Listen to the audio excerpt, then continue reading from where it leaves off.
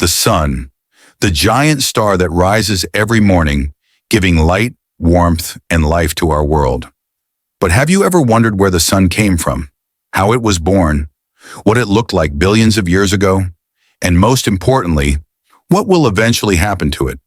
We will travel deep into the sun's past, explore its present, and witness its future. From its formation in a giant cosmic cloud to its final death as a white dwarf. Long before the sun existed, our part of the universe was filled with nothing but cosmic dust, gas, and scattered particles. This cloud is known as a giant molecular cloud, a place where stars are born. Inside this cloud, something incredible happened.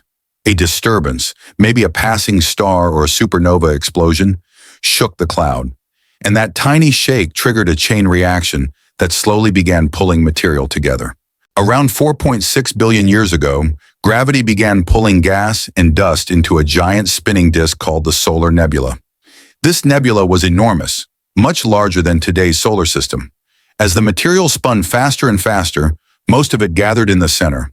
Pressure increased. Temperature increased. A cosmic heart was forming. In the center of the spinning disk, a growing ball of gas formed. This was the proto-sun, the earliest version of our sun. At this stage, it wasn't shining yet. It was just a young, hot, collapsing ball of hydrogen gas. But gravity kept squeezing it tighter and tighter. Then came the most important moment in the sun's history, the moment when nuclear fusion began. Hydrogen atoms in the sun's core started fusing into helium. When that happened, an unimaginable amount of energy burst outwards. This was the moment the sun turned on. A new star was born.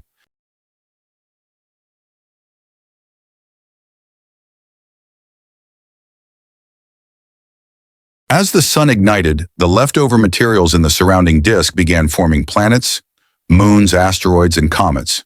This is how Earth, Mars, Jupiter, and all the planets we know today came into existence. The sun was now the king of this new solar system, holding everything together with its enormous gravity. In its early years, the sun was not calm like today. It was wild, aggressive, and incredibly active. It released strong solar winds and intense radiation.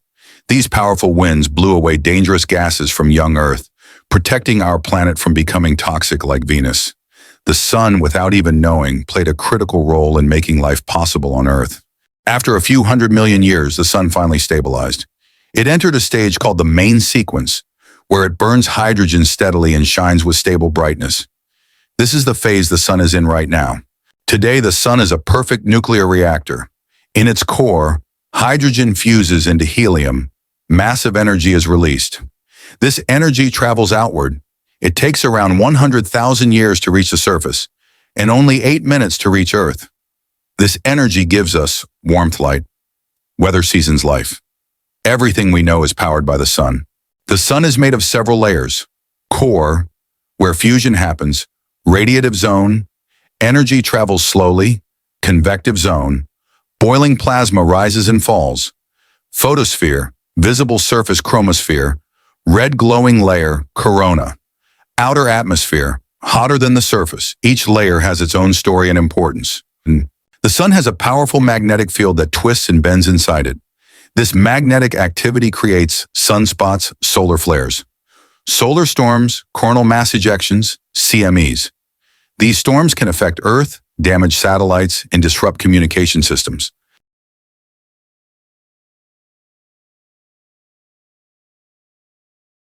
Every 11 years, the sun goes through a cycle of activity. Sometimes it's calm, sometimes it's extremely active. These cycles impact Earth's climate, auroras, and even radio signals.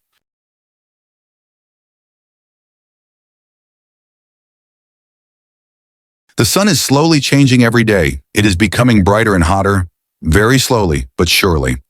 Scientists estimate the sun has already used up half of its hydrogen fuel. After about 1 billion years, the sun will become hotter, making Earth too warm for liquid water.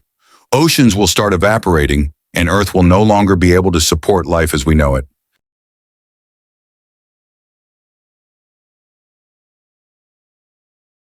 When the sun runs out of hydrogen, it will enter a dramatic phase called the red giant stage.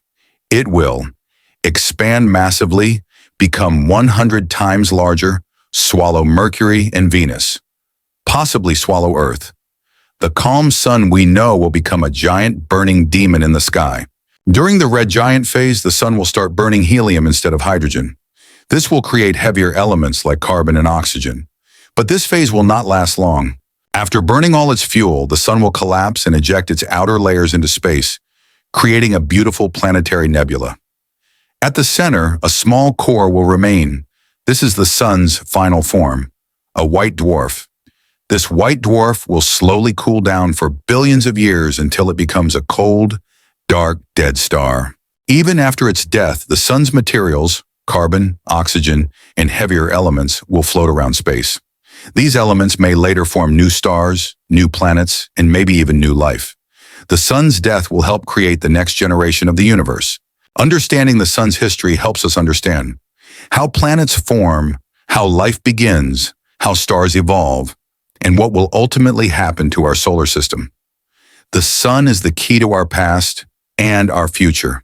The sun's journey from a cloud of dust to a brilliant star, and eventually to a cold white dwarf, is one of the greatest stories in the universe.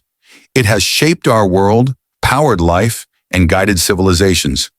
And even though its story will end one day, the legacy of the sun will continue through the stars and galaxies that follow.